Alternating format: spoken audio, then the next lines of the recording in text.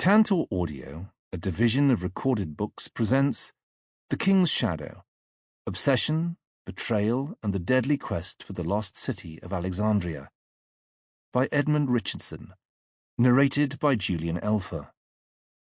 Publisher's note: this audiobook may refer to visual elements included in the print and e-book editions of the book. 1. The Runaway. 4th of July, 1827. Dawn smelled of sweat, incense, and horse shit. Private James Lewis, an unremarkable member of the British East India Company's army, awoke in Agra. In India, but not of it, the army camp was a miniature world of snoring soldiers, cooking fires, cannonballs, and gunpowder. In the distance, with flocks of tiny birds whirling around its dome, the Taj Mahal loomed up in silhouette. By 6 a.m., the sun was well over the horizon, breaking through the mist on the Yamuna River and turning the ancient red walls of Agra Fort to flaming gold. At the top of the fort's towers, the last of the night's bats flapped home. For Lewis, it was Independence Day. He pulled on his uniform, walked out of the gate past the sleepy guards, and never went back. By evening, he would be a wanted man. Lewis picked his way through Agra, putting as much distance between himself and his regiment as he could. Squat British bungalows clustered around the whitewashed bulk of St. George's Cathedral completed the previous year. Closer to the river, the old city slipped back into view. Bright green parrots peered down from the trees. Half-ruined mansions and tombs lined the riverside. Agra's star had been fading for almost 200 years. Its brief reign as the capital of the Mughal Empire was long past. The British treated the city as a colossal playground. The imperial apartments of Agra Fort, where Shah Jahan spent the final years of his life imprisoned, staring out through the lattice windows at the tomb of his beloved Mumtaz Mahal, had been taken over by Major Taylor of the Bengal Engineers. People had started to grumble, so the Major was setting up a second home. This one was in the Taj Mahal. As he left Agra behind, Lewis had no way of knowing that he was walking into one of history's most incredible stories. He would beg by the roadside and take tea with kings. He would travel with holy men and become the master of 100 disguises. He would see things no Westerner had ever seen before, and few had glimpsed since. And little by little he would transform himself from an ordinary soldier into one of the greatest archaeologists of the age. He would devote his life to a quest for Alexander the Great. His quest would take him across snow-covered mountains, into hidden chambers filled with jewels, and to a lost city buried beneath the plains of Afghanistan. He would unearth priceless treasures and witness unspeakable atrocities. He would unravel a language which had been forgotten for over 1,000 years. He would be blackmailed and hunted by the most powerful empire on earth. He would be imprisoned for treason and offered his own kingdom. He would change the world, and the world would destroy him. This is a story about following your dreams to the ends of the earth and what happens when you get there. Had he known what was coming, Lewis might have stayed in bed. James Lewis was born in London when the 19th century was just a few weeks old, on the 16th of February 1800. London was a fetid, heaving thing, twice the size of Paris, growing in all directions, and the dirtiest city in the world. Lewis was brought up in its rotten heart in the shadow of the Tower of London, a labyrinth of streets, lightless and reeking, littered with dead animals and menaced by gangs. The most barefaced villains, swindlers and thieves walk about the streets in the daytime, wrote Pierce Egan in 1821. The most vicious and abandoned wretches, who are lost to every friendly tie that binds man to man, are to be found in swarms in the metropolis. The air was full of soot, the Thames was a ribbon of sewage, London stank. Wandering the streets amidst that huge fermenting mass of humankind, Wordsworth felt horrified and utterly alone. How oft amid those overflowing streets have I gone forward with the crowd and said unto myself, the face of every one that passes by me is a mystery. Even as a child, Lewis knew that Britain was not kind to people like him. To survive London you needed money, family connections, or cartoonish reserves of rage and guile. It seems, Egan wrote, some poet has humorously described London as the devil. When Lewis was a teenager, the British economy was teetering on the brink of collapse. London streets filled up with the newly homeless. Leigh Hunt, first publisher of Keats and Shelley, wrote of protests at bankruptcies, seizures, executions, imprisonments, great arrears of rent. The government responded with the sympathy which has marked British attitudes to the poor for centuries. They announced a plan to execute the protesters. Lord Byron, speaking in Parliament in 1812, tried in vain to raise some sympathy. Nothing but absolute want could have driven a large and once honest and industrious body of the people into the commission of excesses so hazardous to themselves, their families, and the community. They were not ashamed to beg, but there was none to relieve them. Can you commit a whole county to their own prisons? Will you erect a gibbet in every field and hang up men like scarecrows? Lewis could see no future for himself in this broken land. On the 5th of October 1821, at the age of 21, he enlisted in the army of the British East India Company, hoping for a better life. The East India Company began life as a trading company, running ships back and forth between Britain and the East. But, propelled by fear and greed, it gradually expanded from its coastal trading posts. Local rulers were bullied, blackmailed, and deposed one after another. Horace Walpole called the company a crew of monsters in the 1770s, but it was just getting started then. By the 1820s, the company was the dominant power in India. No multinational corporation today could match it at its height. The company had a gigantic private army. It had spies everywhere. It was the largest drug dealer in history, pushing tons of opium every year. It cared only for profit. It was the god of capitalism. Many of the company's officials returned to Britain laden with gold, the spoils of trade and loot from 100 Indian treasuries. They have, wrote William Cobbett, long been cooking and devouring the wretched people of both England and India. But Lewis quickly realized that fame and fortune were reserved for his betters, not for private soldiers like him. His job in the Bengal artillery was to fight, sweat, cheer, swear, bleed, and, if necessary, die for the greater good of the company's accounts. Years of marching up and down India turned him into a slight, shy, anxious young man, scraggly and red-haired, with blue-grey eyes that noticed things. Most private soldiers could barely read or write. Lewis read Latin and Greek, borrowing books from anyone who would lend them. Today, a soldier like that would be noticed, trained, and put to work, but Lewis was only there to fill out the ranks, grist for the imperial mill. After sweating through 6 summers, he was just as poor and just as ignored as he had been when he first joined up. An officer let him arrange some dead butterflies once, but that was about it. It wasn't fair, but the East India Company had never promised fairness. Lewis watched his superiors get rich. In 1825, he spent a hair-raising Christmas at the siege of Bharatpur. The massive fortress, around 30 miles from Agra, had sent a British army packing in 1805, and the East India Company was determined not to risk a second humiliation. When the dust settled over the ruins of Bharatpur on the 16th of January 1826, the British divided up the treasure within. The commanding officer, Lord Combermere, walked away with 595,398 rupees. Lewis and the rest of the ordinary soldiers got 40 rupees each. Today this would be equivalent to approximately £6 million or $7.5 million for the commanding officer and £400 or $500 for the ordinary soldiers. Even the drunks and the idiots among the officers lived far better lives than he ever would. And when they gave him an order, he had to obey. He was not by nature a patient man. He had probably heard of the concept of suffering fools gladly, but he never seems to have understood it. He began to mutter under his breath. He dreamed about life on his own terms. In July 1827, after years of thankless service, something snapped. What happens when you decide to walk away from your entire life? Lewis was about to find out. The punishing summer heat was beginning to break when he left Agra. The monsoon had swept up from the Bay of Bengal a few days earlier, and the rains, when they came, were cool and blindingly strong. But for the rest of the day, the hills of northern India were brown and bare and shimmered with heat. Each step raised clouds of dust. Lewis had no money or food.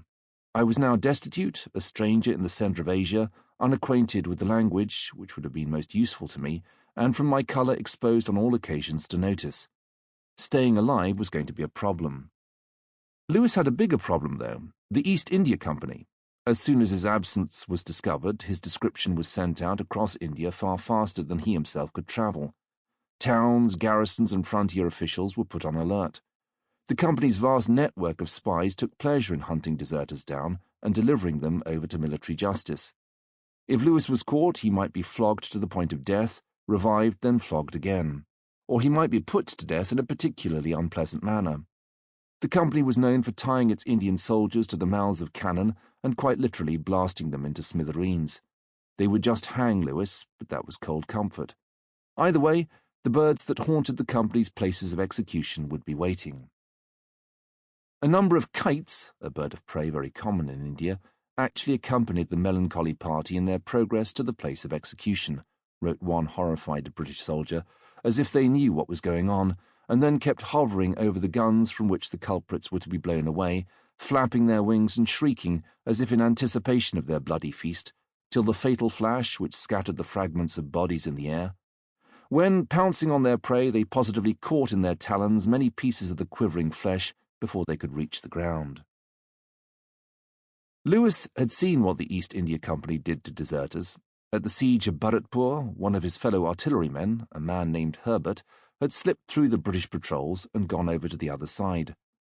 The first the British knew of this was when a cannonball from the fort ripped through the air and flew straight at the commanding officer's observation post, missing Lord Combermere by inches and dismembering one of his servants. It was, all things considered, quite a way for Herbert to resign. Day after day on the battlements of Bharatpur, he was seen in his English uniform parading the ramparts and pointing the enemy's guns upon his countrymen, coolly exposing himself to all risks. The British could not believe it. Herbert had fought at Waterloo, his character was fair, he was well spoken of by those with whom he served, and was believed to have supported his mother. But still, here he was, trying to kill them, and doing uncomfortably well. A few days later, another lucky shot from the fort ignited 20,000 pounds of British gunpowder and blew everyone in the vicinity sky high. When the East India Company captured Bharatpur, they made it their business to hunt down Herbert. He was captured alive and, after the briefest of trials, was put to death in front of the assembled army. Lewis kept moving. He headed west, navigating by the sun and the stars. He begged for food in villages, slept in ditches, and stayed out of sight. The countryside around Agra was eerily quiet. Cholera had struck, and every village was filled with the dying. Lewis looped around Delhi, city of poets and magicians, where the Mughal Emperor Akbar II held court in the Red Fort. There the eyes of the company were too numerous and too sharp for him to survive. His only hope was to slip through the borders and put himself beyond their reach. So he struck out into the great wastelands of the Thar Desert, with no water, no backup plan, and no map. The desert crept up on Lewis. Fields gave way to scrubland, herds of cows to flocks of goats. The golden city of Bikaner loomed up on the horizon, a shimmering fort seemingly carved out of the desert sand. Lewis did not dare to approach it. Instead, he pressed on into the heart of the desert. Villages became further and further apart. Hills began to look more like dunes. The landscape changed colour imperceptibly from green to brown to dirty yellow to gold. Dust began to cling to him, coating his nostrils and settling in the folds of his clothes. Days went by without another sign of human life.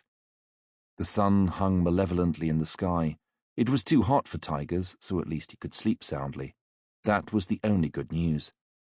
This was the true desert. Even today, the Thar is one of the most isolated and desolate parts of India.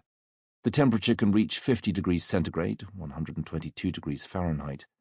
The occasional rusty train rattles by, paralleling the border with Pakistan, scattering bottles of water and samosa wrappers across the sands, but people are otherwise few and far between. In the afternoon heat, even the camels struggle, panting in scraps of shade, leathery grey tongues lolling from their mouths. The nights are full of silence and 10,000 stars. The odds of anyone surviving the journey on foot seem impossibly low. But somehow Lewis did. Several weeks after he left Bikaner behind, rumours began to spread at the court of Ahmedpur in present-day Pakistan. A very strange man had been seen emerging from the desert. He called himself Charles Masson. Lewis, for it was he, limped along on blistered feet, covering less than a mile a day. The journey had almost killed him. His clothes were in rags, he was shivering with fever and barely able to walk. I found it impossible to travel after sunrise, when I was compelled, wherever I might be, to seek the nearest shade and throw myself on the ground beneath it. Eventually, he staggered into a frontier town, hoping to stay out of sight and recover. This Charles Masson may have looked like a red-haired scarecrow with heatstroke, but appearances could be deceptive. The Khan of Ahmedpur was keeping a close eye on his frontiers, so Lewis was ceremoniously welcomed by a courtier He was very anxious to know my business and could hardly believe that I had none or that I had not brought some message to the Khan. It was in vain I appealed to the negative evidences of my poverty and my trudging alone and on foot. Lewis did not know it yet, but he was not the only Western traveller in Ahmedpur. There was one other man, a sallow, forbidding, bearded figure. His name was Josiah Harlan, and the East India Company had asked him to be on the lookout for deserters. When Harlan heard about the new arrival, he smiled to himself and made it his business to meet Mr. Masson. Lewis appeared at Harlan's tent in the dress of a native with his head shorn, but Harlan was not fooled for a second. The light and straggling hair upon the upper lip in conjunction with the blue eyes at once revealed the true nativity of his caste. I addressed him without hesitation as a European deserter from the horse artillery, of whom I had already read a description. Lewis's jaw dropped.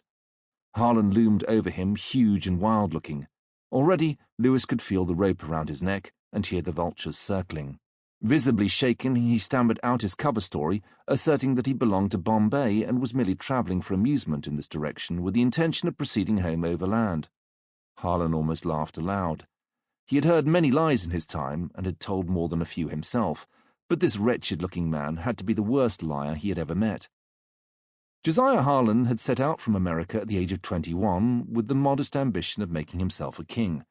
His father secured him a job on a merchant ship bound for the East. Harlan learned how to haggle with traders in China and bluff his way through a card game in the back streets of Calcutta. He came back to America richer and hairier and promptly fell in love. He and the lady agreed that he would make one more voyage, then return to America and marry her. He embarked again for Calcutta, but when his ship reached India, he found a letter waiting for him. His fiancée had, with remarkable efficiency, broken off the engagement and married someone else. Heartbroken, Harlan walked away from his ship. Without any training, he bluffed his way into a job as a surgeon with the East India Company, armed with little more than a saw and an unshakable self-regard. When that posting came to an end, instead of returning to America, he struck out into northern India to make his fortune. In the city of Ludhiana, in the Punjab, one of the last British outposts in India, Harlan met the exiled king of Afghanistan, Shah Shuja. The Shah was desperate to reclaim his throne, and Harlan thought he might be able to help. When he met Lewis, Harlan was heading to Afghanistan with a ragged bunch of mercenaries, a giant American flag and his beloved dog, Dash. He would go on to plant his flag atop the Hindu Kush mountains and proclaim himself a prince. He thought he was the 19th century's answer to Alexander the Great. Now, looking the trembling Lewis up and down, Harlan scented an opportunity. It would be useful to sell this wretch out to the East India Company, but it would be even more beneficial to have a trained soldier at his side in the weeks to come, even a sorry-looking specimen like this one.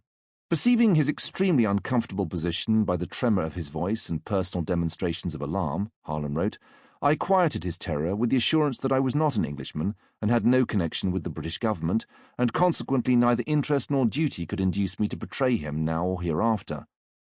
Lewis barely had time to stammer out his thanks before Harlan had signed him up to his Afghan expedition as the Americans' confidential retainer. There wasn't much Josiah Harlan didn't know about leverage. On the 10th of December 1827, Harlan's little army prepared to leave Ahmedpur. As the American pulled on his giant boots, Lewis felt that he had swapped his former military life for an even crazier one.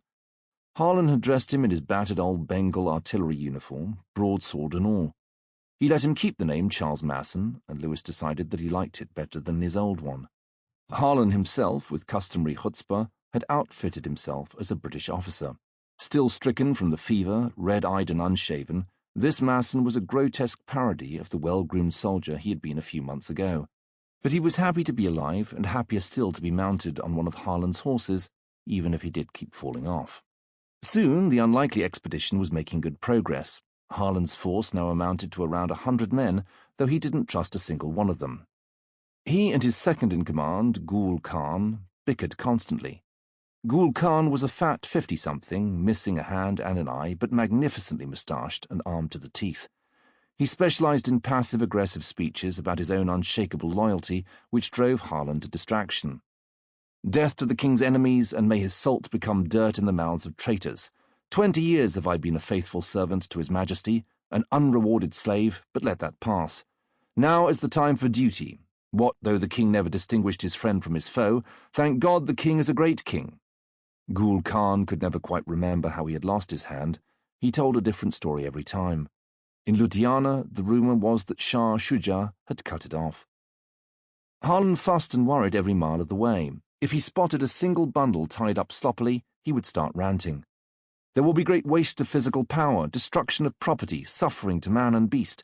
These minute considerations control the success of the military operations. His speeches were not short and brought in everyone from the Romans to Napoleon. All the sound and fury concealed a deep anxiety. Harlan suspected it had been a very bad idea to pay his men in advance. Gul Khan had hardly been able to believe it. The moment Harlan's money was in his hand, his decades-long loyalty to Shah Shuja vanished into thin air.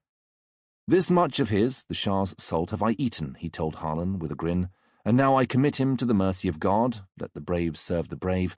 Demand mercy of the merciful. 'Tis to ask a handful of dust from the mountain. Have I been but 2 days in the Sahib's service, and have earned 2 months' pay in advance? May his house flourish." At the time, Harlan had not wondered how quickly Gul Khan's loyalties might shift again.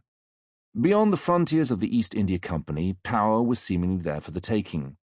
To the east was Lahore, capital of the one-eyed Sheikh Maharaja Ranjit Singh, one of history's smartest and most ruthless empire builders. The Maharaja drank British envoys under the table, helped himself to the Kohinoor diamond, and terrified every power within range of his vast and meticulously drilled armies from the East India Company on down. His favourite sunset cocktail: whiskey, meat juice, opium, musk and crushed pearls. To the north, Dost Muhammad Khan ruled Afghanistan uneasily from Kabul. He had foiled his competitors and elevated himself to power, the great object of his ambition, reflected Masson later. To attempt to delineate the character of a man who has none would be ridiculous. He was good or bad as it suited his interests. But in between, in the borderlands and the mountain passes, their influence was little felt. A patchwork of small-time chiefs still held sway, each with his own crumbling fort, band of underpaid retainers, and rusting cannon. Against such opposition, even a 10-cent Machiavelli like Harlan stood a decent chance. Harlan went through life with his hand on his pistol, but his head in the clouds. As his band of mercenaries headed towards Afghanistan, "My mind was full of contemplations of the past," he wrote. "I was about to enter the country and become familiar with the objects which had been made conspicuous to the world as the arena and subject of Alexander's exploits. For men like Harlan, Alexander the Great was the North Star, a promise that one man could remake the world and be remembered forever." A few paces back, balanced unsteadily on his horse and sweating through his old uniform, Masson could not have cared less about ancient history, but he humoured the American and listened as Harlan prattled on. They took the road north towards Afghanistan by way of the Indus River. India was joined to the rest of Asia by a dense network of trade and pilgrimage routes. These dusty tracks were the veins of the world. For thousands of years, travellers and merchants had plodded along them, bearing gold and silver, silks and spices, jade and lapis lazuli, inventions and religions. Armies had swept back and forth, leaving new kings and empires in their wake. Now, on the banks of the Indus, Harlan stared up at the distant hills, breathed deeply and grinned. To look for the first time upon the furthest stream that had borne upon its surface the world's victor 2,000 years ago, to gaze upon the landscape he had viewed, to tread upon the earth where Alexander bled. Masson was exhausted and lonely and not in the mood. As they made their way across the river, he had his eyes fixed not on the horizon, but on a gigantic crocodile 16 feet long, immobile on the far bank. Their boat appeared to be heading straight for it. Then the wind changed and he smelled it. The crocodile was long dead and rotting in the heat. Camped on the far shore of the Indus that night, Masson sat up late, reflecting on the people and scenes I was about to leave behind. If a feeling of doubt for a moment clouded my mind, one of pride at having penetrated so far removed it and encouraged me to proceed farther. Besides, although he didn't say so, Masson hardly had a choice. Over the next few days, as they followed the Indus north towards the town of Dera Ismail Khan, Harlan talked Masson's ear off about Alexander, the boy from the hills who ruled most of the known world by the time he was 27, the general who led his army further than the gods dared to go, the dreamer whose dreams came true. Harlan was not interested in the finer points of Alexander's politics or intrigues between Greeks and Persians or the oracles of distant gods. He was interested in Alexander's cities, bricks and mortar, gold and swords. At the height of his power, Alexander built a string of cities across the world, from Egypt and Asia Minor, through the heartland of the Persian Empire, to the plains of Central Asia and the mountains of Afghanistan. All were named for himself, Alexandria. Everyone knows the Alexandria in Egypt, but there were over a dozen more Alexandrias scattered across Alexander's empire. In them, Persians met Afghans, Greek gods turned Indian, and Chinese silks travelled to Rome. Alexander's cities were his greatest legacy. Harlan, dreaming of an empire of his own, may have been wondering where he should site his first Harlanville. Harlandria, Harlanopolis. The genius displayed by Alexander in the selection of sites for this purpose, Harlan reflected, made him the unrivaled architect of empires. But, he told Masson, little was left of Alexander's cities today. Almost all of the Alexandrias had disappeared into dust. The devastations of 2,000 years have not, I believe, left a single architectural monument of the Macedonian conquests in India. Masson wasn't so sure about that, and despite himself, he was beginning to be intrigued by the American stories. On the road, Harlan and Masson celebrated a very strange Christmas together.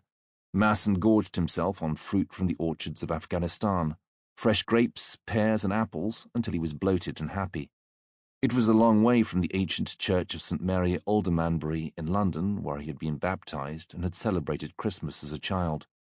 It was a long way, too, from Harlan's Quaker meeting house in Pennsylvania. By now the American was seriously jumpy. Every day he was less sure whether he was the predator or the prey. Try as he might, he could not forget an Afghan proverb he had once heard. Other nations, it ran, may for a subsistence plough and harrow the earth. We prefer digging into the vitals of our brethren. Harlan was also beginning to have doubts about his employer. When he first encountered Shah Shuja in Ludhiana, he had been overawed. He had never met a king before, and the gaunt, quiet Shuja, surrounded by the remnants of his court, made a remarkable impression. I saw him, Harlan remembered, as an exiled and legitimate monarch, the victim of treasonable practices, popular in the regard of his subjects. But now, recalling his time with Shuja, he couldn't help thinking there had been something deeply odd about it all. The sleepy, dusty streets of Ludhiana were an unlikely place to find royalty, and for Shuja, keeping up appearances was a full-time job.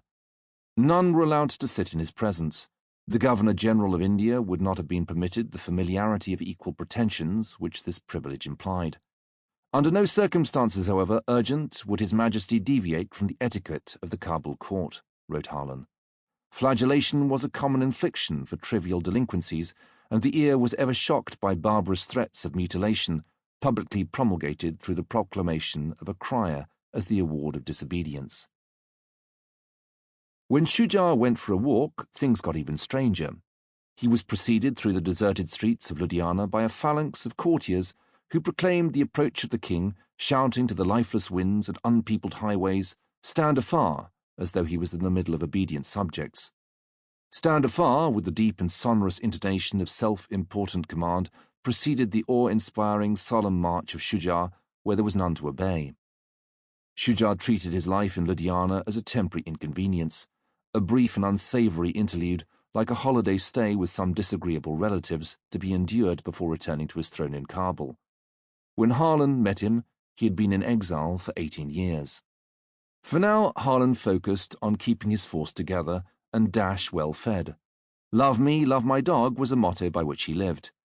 One night, when he and his men rolled into a village, he almost levelled the place in fury after the villagers would not sell him milk for Dash. Finally, Harlan directed my valet to buy a sheep, which he did at an exorbitant price. A portion of the meat was summarily roasted for Dash. After the dog had had his fill, Harlan shared out the remaining meat among his followers. "We luxuriate tonight," one of them muttered incredulously, "by the good fortune of a dog." Many villagers were desperately poor. "We have nothing," some told Harlan, "either grain, forage, or flour." But Harlan did not believe in taking no for an answer. He bullied, boomed, and threatened violence until, as he put it, the people could be induced to comply with our necessary demands. Masson, his old uniform rapidly disintegrating, was finding Harlan less and less comfortable company. Shaking down farmers was not his idea of a good time. Harlan's Messiah complex was coming along nicely. He often put his rudimentary medical skills to work, treating infections among the villagers. After one procedure, a woman allegedly exclaimed, "Let me first look at..." Sample complete. Ready to continue?